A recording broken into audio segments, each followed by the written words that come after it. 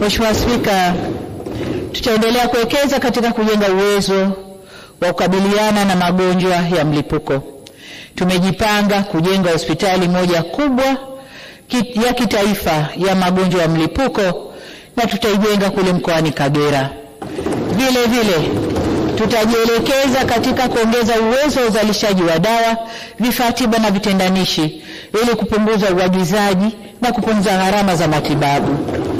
Katika hili tutavishirikisha viwanda vya ndani, tutavihakikishia viwanda vya ndani soko la uhakika kupitia bohari ya madawa MSD. Hali kadhalika tutakuza utafiti, utambuzi na utoaji wa ithibati wa dawa zetu za asili. Baada ya uwekezaji huu tutajielekeza zaidi kwenye kinga, yani preventive medicine, tofauti na tulivyo sasa kujielekeza zaidi kwenye tiba.